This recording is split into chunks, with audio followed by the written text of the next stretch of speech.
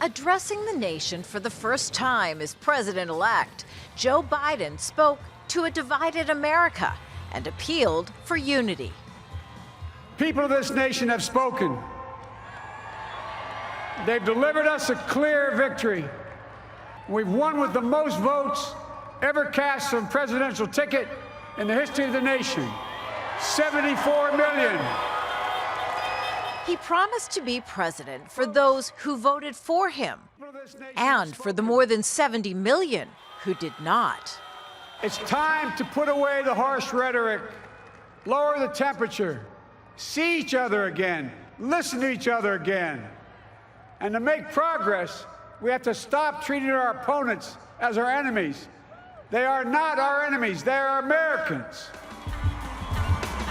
Wearing white in honor of the women who a century ago fought for the right for women to vote, Vice President-elect Kamala Harris acknowledged her own historic accomplishment.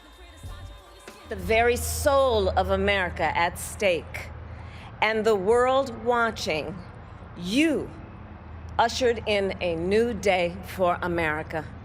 In January, Harris will become America's first female and first woman of color to fill the office of vice president. But while I may be the first woman in this office, I will not be the last. Outside the White House and in cities across the United States, crowds shunned social distancing restrictions to celebrate. Biden promises, as one of his first acts as president, he will set up a commission to deal with COVID-19.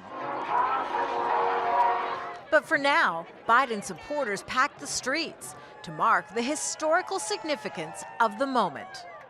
The acknowledgement of America that I care, as a black woman, that I matter, speaks volumes to me. It sends a message. People who voted for him were hoping for something different, and America decided, after seeing 4 years of it, we don't want any more.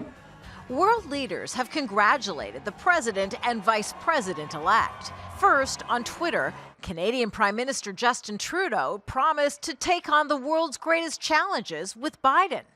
President Trump was on the golf course when the election was called for his rival. He remains defiant and insists there have been voting irregularities. Observers were not allowed into the counting rooms. I won the election, he wrote. Trump's attorney says the campaign will keep fighting. Gee, just about the 700,000 votes that President Trump was ahead by 2 days ago, that disappeared. And we have no way of knowing, because we were deprived of the right to inspect, if a single one of those ballots is legitimate. Kimberly, Halkett, Al Jazeera, the White House. And that's where we find Alan Fisher at this hour, 11 a.m. on Sunday morning. Alan, Donald Trump on the golf course, on Twitter. His Twitter feed starting to look like a cigarette packet with the number of warnings on it. Who can blame him going to the golf course on a beautiful day like this and get away from some of the concerns and the worries of the election campaign? He hasn't been able to play golf for a few weeks because, of course, he's been on the campaign trail. He has been retweeting out people who've been appearing on one of his favourite channels, Fox News, in the last few hours, quoting an election expert saying that there were irregularities that have to be investigated, and if they aren't, it could put the whole election result at question, and also retweeting Newt Gingrich, who listed the usual grievances from those who support Donald Trump. Donald Trump has said that he is going to go ahead and pursue all legal avenues available to him, and that will start first thing on Monday morning. There is reporting here in Washington that Jared Kushner, his son-in-law and senior advisor, reporting that, I've got to say, that we can't yet verify, is going to go to the president and try to talk him into a concession in the next couple of days. Fox News itself has been reporting that the president will agree to an appropriate transfer of power under some conditions. Of course, we've got to point out, under the Constitution, there are no conditions. Joe Biden, if his result is certified by the states as we expect it to be, he will become the President of the United States at midday on the 20th of January 2021, and he gets all the powers. But there's certainly those within the Trump orbit who believe that he should continue to fight this. They believe that they have evidence of voter fraud, of ballot stuffing, of dead people voting. But of course, they've got a high bar to pass. One interesting fact is that the Trump campaign and also the Republican Party put up a website asking people to send in any reports they had of voter fraud. That website has been besieged by Biden fans gloating about the result. Thank you, Alan Fisher in Washington, D.C. Let's head to Wilmington, Delaware, Joe Biden's home state. Jamal El-Shale there for us. The president-elect with a busy few months ahead and just taking a bit of time out to reflect this morning. Indeed, he's currently now in the church behind me. It's his local church. He just arrived in the past 20 minutes or so. Maybe we can put up some of those pictures as he arrived to attend Sunday Mass. He is an observant Catholic, and he came here obviously to be with his local community, a community that did support him pretty strongly. We saw many of them out in celebrations late on Saturday evening. Adjacent to this church is where his late son is buried, and it was actually his late son Beau's final wishes that convinced Joe Biden to contest the elections, and therefore it is very symbolic for him.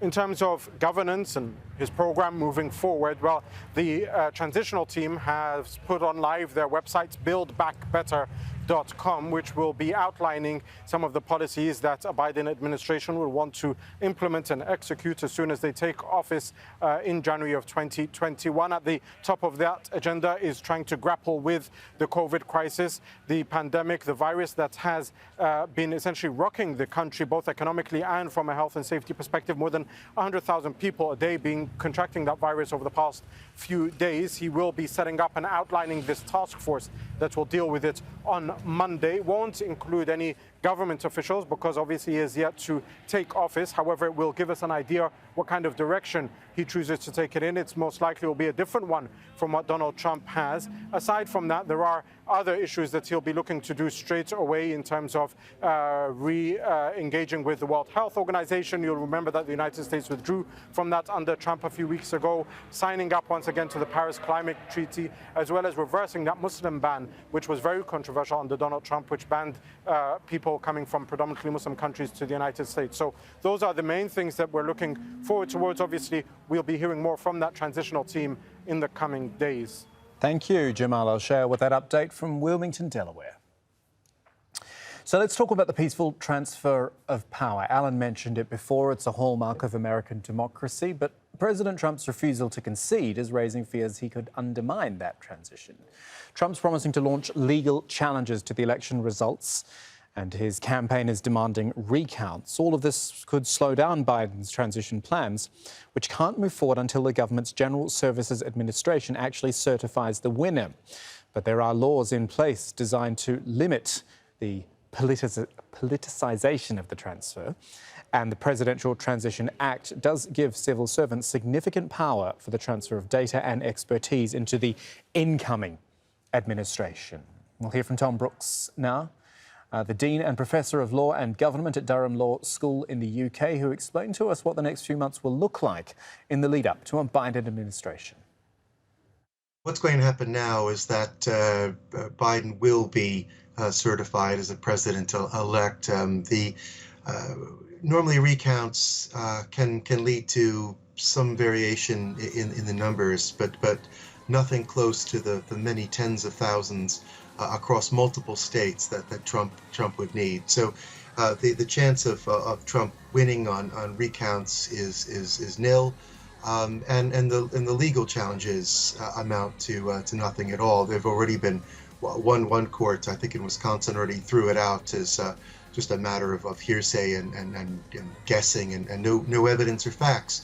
So I think that it's just a matter of time. Biden will be president-elect and we'll be getting on with this transition. One of the main things that the transition will be about appointing a number of people to head various agencies. So in the United States, the head of all the different departments are presidential appointees. So he will be expected to be making about 70 appointments in the next week or so. There might be about 300, they think, maybe by the end of the year, and he'll be getting on with this. He'll be getting support from the civil servants, as he already has. He and Kamala Harris, the virtually vice president-elect now, they both have been getting advice and support, and they'll be getting on with that. And we'll see a lot of people, I expect, from Biden's political career, people who've been close to him, but also people who were a part of the Obama administration.